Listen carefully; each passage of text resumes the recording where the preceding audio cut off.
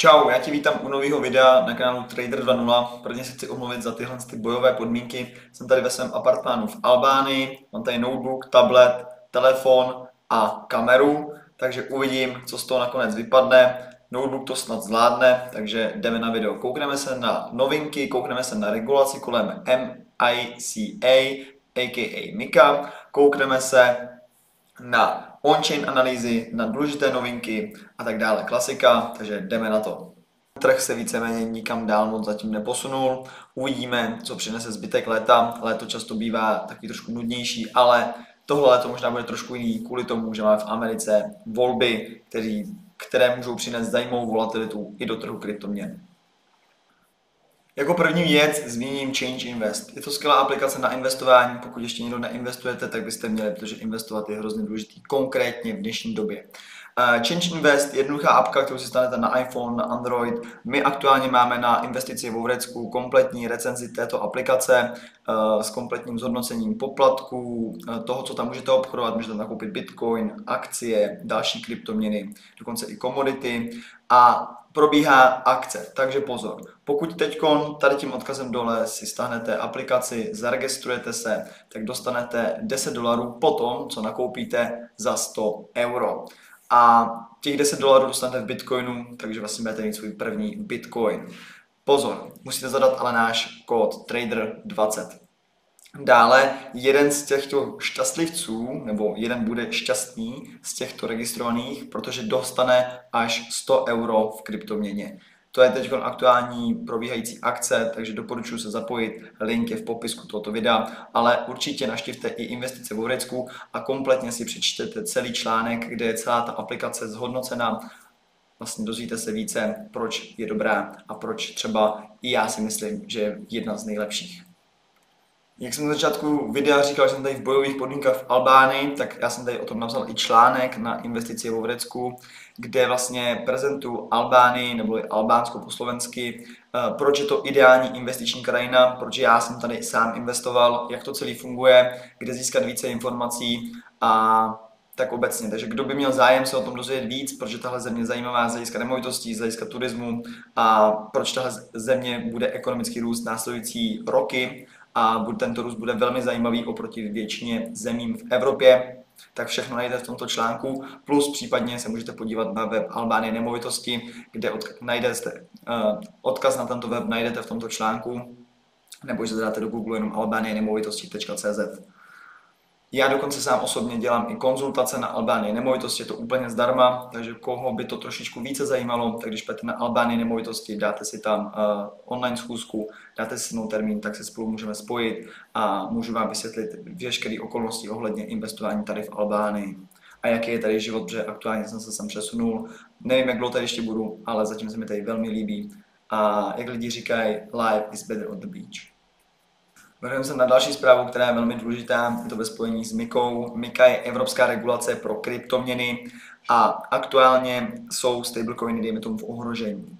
Protože zákon začal platit 30. června, jde o to, že některé dejme tomu burzy, budou muset delistovat známé stablecoiny z toho důvodu, že tyto stablecoiny nemají obdobu, dejme tomu, bankovní licence. Abyste si to mohli představit, tak třeba společnost Circle, která vydává stablecoin USDC, nebo společnost Tether, která vydává stablecoin USDT, tak budou muset získat speciální licenci, aby mohli fungovat vlastně v evropském hospodářském prostoru, což je vlastně místo, kde platí regulace MiCa. Aktuálně už je to tak, že Circle získal tuhle regulaci, teď se čeká, co bude se společností Tetherem.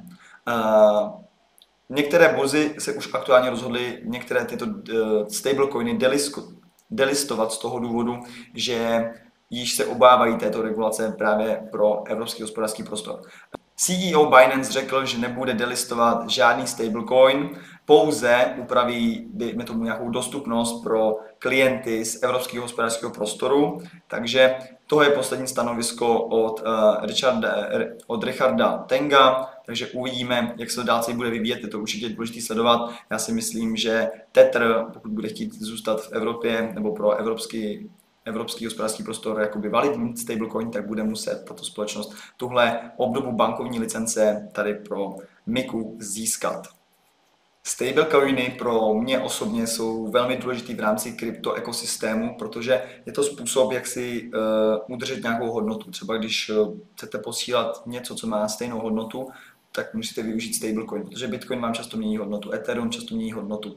A stablecoiny, zejména ještě pro krajiny, které jsou na tom špatně z hlediska jejich vlastních měn, jako třeba Argentina, tak tam je ještě mnohonásobně vyšší poptávka po těchto stablecoinech, což ale vůbec nesouvisí s regulací MiCA. A myslím si, že regulace MiCA přináší do tohoto segmentu, dejme tomu, nějaký validní prostředí, aby se nestalo to, co se třeba stalo s UST, který vlastně bylo napojeno na Terra Luna, tento projekt vlastně celý zkrachoval, já sám jsem tam nechal docela dost peněz, říkám to úplně zcela otevřeně, takže tohle prostě je podle mě další krok prostě kryptosvěta, který je nevyhnutelný, už o tom víme další dobu a MiCA byla schválená v roce 2023, aktuálně akorát začne platit ty zákony, které se tam vlastně odsouhlasily. Takže uvidíme, kam to posune dále celý kryptosvět. Když se podíváme na nějaké důležitá data, pak hnedka skočíme na on-chain, když se budeme na bitcoinová ETF v Americe, tak můžeme vidět, že od začátku, nebo dejme tomu od 10. června, nastal velmi silný proud odlivů až do 24. takže dejme tomu 14 dní v kuse prakticky byly odlivy. A minulý týden se to trošičku ustálilo a i ta volatilita, dejme tomu, poklesla, takže uvidíme, jak to teď bude se vyvíjet dál. Vidíme, že prvního nastaly přílivy, což bylo v pondělí 129 milionů, což začíná být trošičku pozitivnější. Ale když se koukneme na celkový přehled Total Cumulative Flow, tak můžeme vidět, že vlastně nějaký top nastal kolem 12. června, od té doby to mírně kleslo, aktuálně jsme na celkových přílivech 14,5 miliardy dolarů do amerických ETF, do Bitcoinu. Když se vrhneme na základní ukazatele on-chain, pro mě jeden z nejdůležitějších jsou čisté realizované profity a ztráty. Jak můžeme vidět, tak realizované profity dejme tomu poklesly na nějaké normální úrovně, které jsme tu viděli během vlastně zimy. Pak jsme viděli velký realizovaný profity, vlastně all time highs, pak přišlo další all time highs a aktuálně jsme na, dejme tomu, klasických úrovních, kdy je cena trošičku vyšší. Když se koukneme na to, jak se stojí největší adresy, tak největší adresy začaly distribuovat, jak můžeme vidět, tak právě 28. 5. došlo k velkému odlivu těchto adres, respektive počtu těchto adres a počítám, že 28. 5.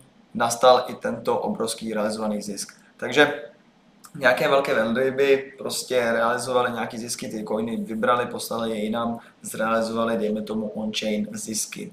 A dále od té doby počet těchto adres mírně klesá. Klesající počet těchto adres nám může indikovat to, že prostě ty velký hráči vybírají, dejme tomu, nějaký větší pozice. Když si koukneme na další, těžaři jsou hlavní distributoři tohoto trhu, vlastně dejme tomu od 18.